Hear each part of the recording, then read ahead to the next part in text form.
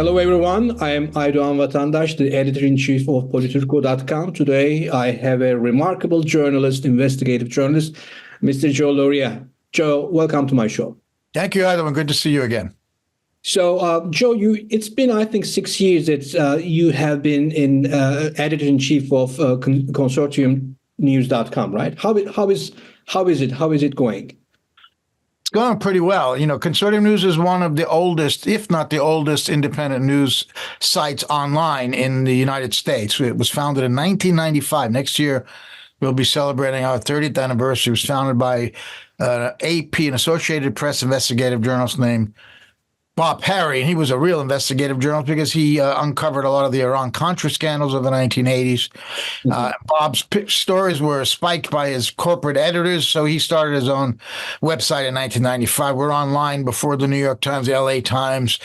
Salon.com came online 5 days after Consortium News.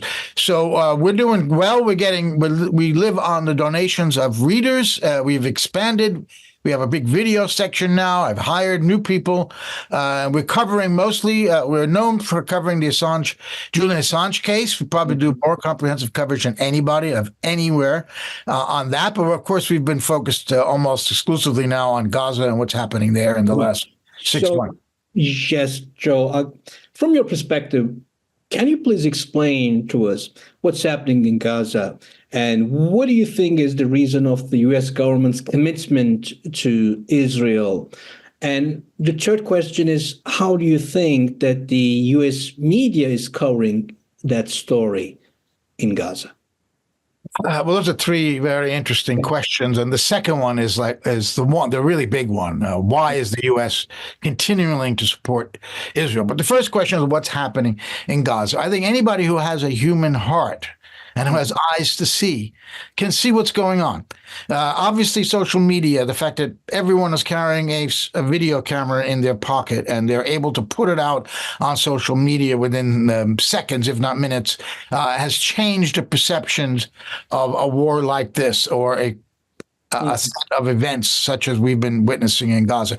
It is really hard to watch what we've seen. And it is, if you look at the Genocide Convention, and I don't have it in front of me right now, but you read that, and it explains the conditions of life that one state could perpetrate on a people. And there's no way you could read the Genocide Convention and not conclude that Israel is committing a genocide in Gaza. And as you know, the International Court of Justice has agreed with South Africa at least to investigate and put on trial Israel for committing genocide.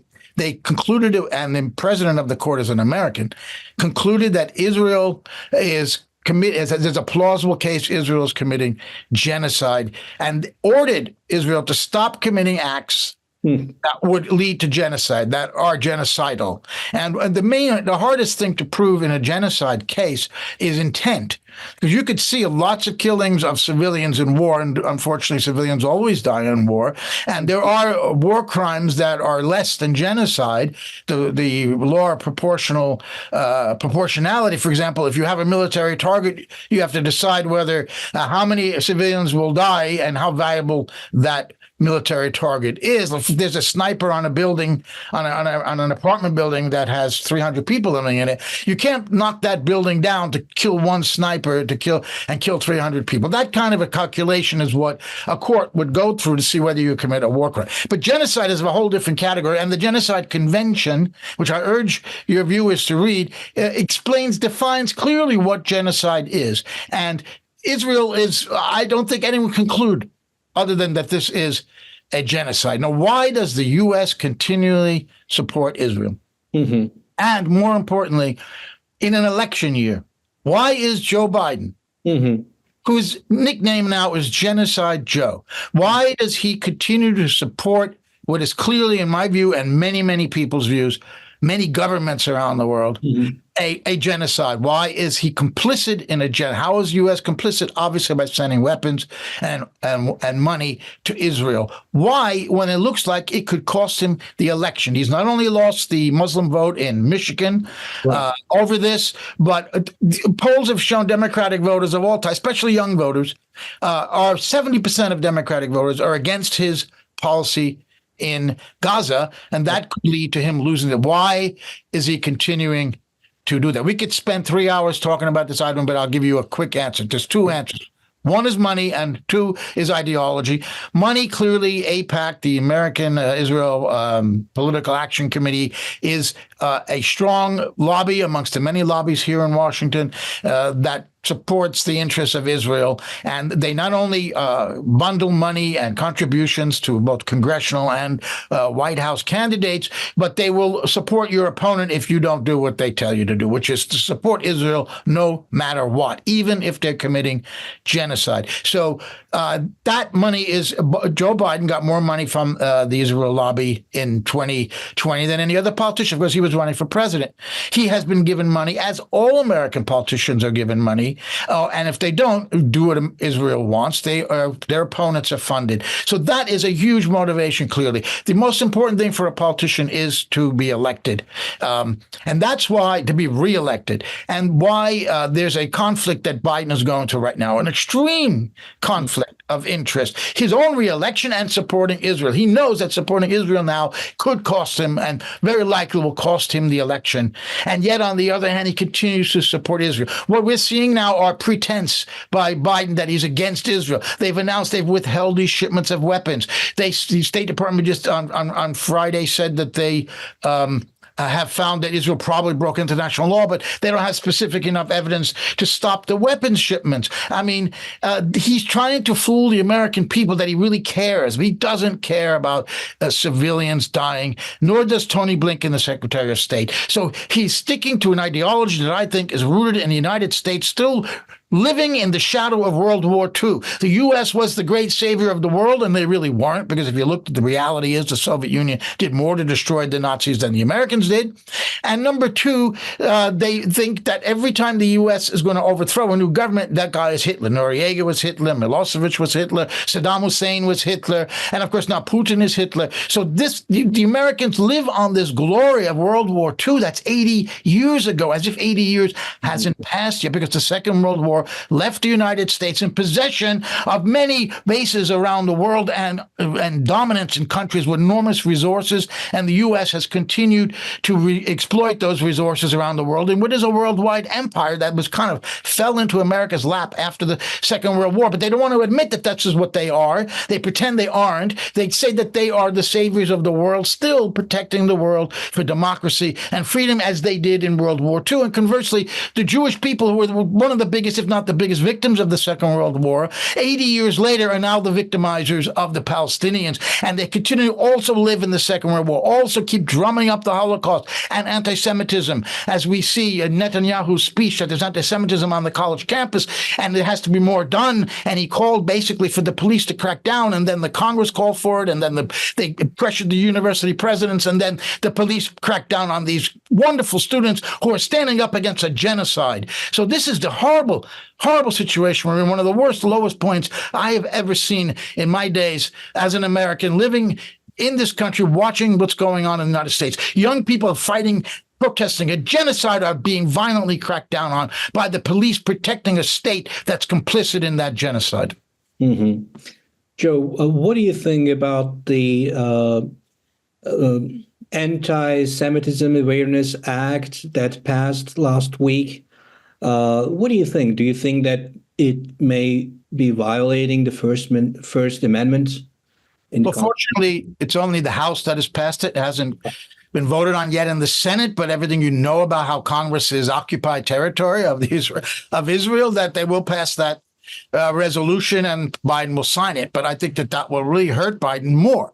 Mm-hmm. It's a clear violation of the First Amendment. In 2002, in a conference in Berlin, then Secretary of State Colin Powell made a statement. It was at a racism conference, anti-racism conference. He said that it was not anti-Semitic to criticize the state of Israel. He made that distinction between a political entity of a government and their policies, which of course have to be criticized in a democracy, criticizing the Jewish people. And this bill would conflate those two. That if you criticize Israel, you would be guilty of anti-Semitism, and any university that didn't stop students from criticizing Israel, therefore being so-called anti-Semitic, then they could lose their government funding. There's a whole list. There's 11 instances that they claim will be anti-Semitism. Many of them violate the First Amendment. Fortunately, there's still a Supreme Court, and it could be challenged. But who knows if it would. The Supreme Court would decide, and ultimately this law, which is not yet a law, would be anti-constitutional because it goes against the First Amendment. You have to be able to criticize a government from what it does, particularly Israel in the midst of what it's doing right now. And this would protect them further. The police are protecting them on the college campuses. Congress is protecting them with this law. This has to stop. This cannot go on. 80 years have passed, and people's eyes are opening. They don't believe the foundational myth of Israel anymore, that there were no people there, and that the Jews just walked in because they were victims of the Holocaust. No, there are historians like Ilan Pappé 20 years ago wrote the ethnic cleansing of Palestine, clearly explained that this has been a plan since the days of Ben-Gurion to create greater Israel, to ethnically cleanse, and they kicked out 700,000 Palestinians and destroyed dozens of villages at that time violently. And this is the same process that has continued with settlements or colonies in the West Bank. And now this is like the last great chance for these maniacs that are in Netanyahu's cabinet to finish off the Palestinians and create the greater Israel. This is what I think we're witnessing right now.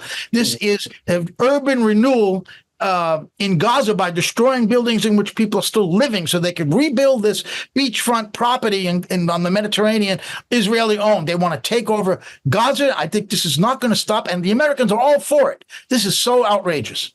Mm-hmm. So, Joe, if Biden would lose the elections, do you think that if Trump would be elected, so do you think that Trump would be elected? And when we look at the numbers, it's obvious that Biden is losing. But if Trump can run and be elected as the president, do you think he can change something regarding the Israeli-Gaza war? No, I think he would be just as bad or worse. He's one of the most pro-Israel presidents ever. Now, you look at the history and you see Biden was in Netanyahu's own memoirs, which he wrote. He explains how Biden, as vice president, hated him. And Obama hated him even more because if you remember, the Congress invited Netanyahu to come and speak to a joint session, like a State of the Union address. They announced him the Prime Minister of Israel, and he walks down the aisle, and he's speaking with the House Speaker behind him.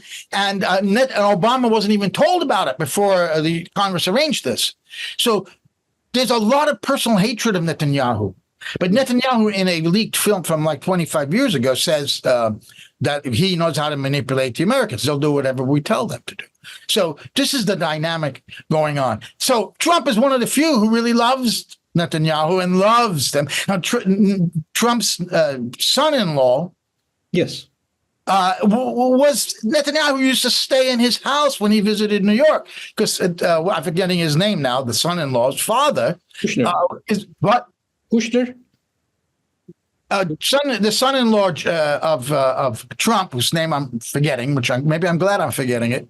His father was close friends with Netanyahu, and he recently, who's a real estate developer like his father-in-law, Trump, said that there's some really nice beachfront property there in Gaza. So I'm already, while a genocide's going on there, he's talking about making money. So this is Trump's mentality. Mm-hmm. Unfortunately, it was funny because at the beginning of this, in October, Trump didn't say anything because he saw that there was opposition growing against Biden's support for this. So he was very clever. He didn't say anything. And the New York Magazine did a very interesting piece how he was being quiet on this because he stuck his finger. He saw which way the wind's blowing, and he knew that it doesn't help him to support Israel. But he's been more and more making statements against the students and for Israel. You know that if he becomes president, it will be just as bad or even worse, probably worse.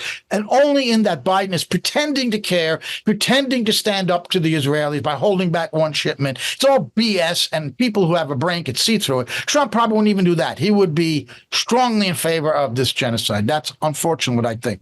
Mm-hmm. Joe, thank you so much for this excellent speech. Your contribution is great. So is there anything else that you would want to add? I tell you something, I think this is one of the most difficult periods for anyone to live through without losing your humanity. If you see what's going on, and you see that the Arab countries are unable really to do anything if they wanted to. They've sold out the Palestinians a long time ago. But now, the U.S. sent 2 aircraft carriers to the region when this started to send the message that if any country like Iran intervenes, they will attack them. So they haven't been attacked. Israel's given a free hand to get diplomatic cover at the UN, and they get money, and they get arms and U.S. military protection to carry it on. So this is such an awful situation. I'd like to ask you a question. Turkey at the beginning said that they might, cut off oil supplies, and now we're starting to see some kind of economic sanctions against Israel. What is going on there? Why has Erdogan talked a big game and done very little? So, Joe, as you know, Turkey is the main oil provider for Israel since 2015. Remember that when Russian Federation provided a document to the United Nations Security Council about the Erdogan's family's involvement in smuggling oil with ISIS. So Israel was purchasing oil from Turkey, one from North Iraq. So Erdogan was actually providing the oil from North Iraq to Turkey and selling them to Israel with the Rothschild family, based in the United Kingdom. And the second part was the ISIS oil. The same route was being used. They were taking the oil to Turkey and selling it from Syria to Iraq, and from Iraq to Turkey and selling them to Israel, again, with the partnership of the Rothschild family. So what is interesting here is that, remember that in 1953, there was a CIA and British intelligence service-backed military coup in Iran. So because, Mossadegh, Prime Minister Mossadegh nationalized the Iranian oil. So this really damaged British interests, in Iran. So what we are seeing is that, remember, there was a military coup, so-called military coup, fake military coup in 2016. So some bureaucratic elements of Turkey was against, or they were just doing their job. They were against this oil trade with Israel, between Erdogan and Israel. So they were just revealing all these facts. But what happened after the coup attempt, all this bureaucracy was purged from the Turkish government, so that this oil trade with Israel became so easy. So what happened in Turkey? Erdogan lost the elections, the local elections, right, last month, just because the opposition in Turkey for the first time used this narrative against Erdogan. So they all knew it, but they were not using it as a rhetoric, as a political, narrative against Erdogan. This is the first time that the opposition parties used this narrative against Erdogan, showed all these documents that Erdogan is actually providing oil, providing some other materials, some other equipments to Israel. So from the Turkish point of view, the Turkish mindset, who is the enemy? Okay, so what is the enemy perception of the Turkish people? So from the Turkish people, Israel is an enemy. Okay, whoever, deals or has this kind of agreements with Israel can lose the elections. So this is the first time that the Turkish people saw a fact that Erdogan is actually providing oil to Israel, along with many other military equipments. So that's why some Islamic elements found another room to vote, another Islamist party. So this is why and how Erdogan lost the elections. Yes. So Erdogan just needed to change the rhetoric, and he claimed that they just cut off all the economic relations and trade deals with Israel, but it is not true again. So right after he made all these declarations or claims, some other journalists just revealed some other documents that they are actually still going on carrying all this stuff to Israel. So this is what happened. He's a phony. He's a complete fake. When he had that at the airport in Ankara, where it was, this enormous rally at the very beginning, that he's going to do this and that to Israel, he's going to stop them and all. That was all just fake, basically. Yes. Just amazing. Yeah, interesting, right? Thank you so much for your time. Thank you, Aydoğan. Good to speak to you. Bye-bye. Bye-bye.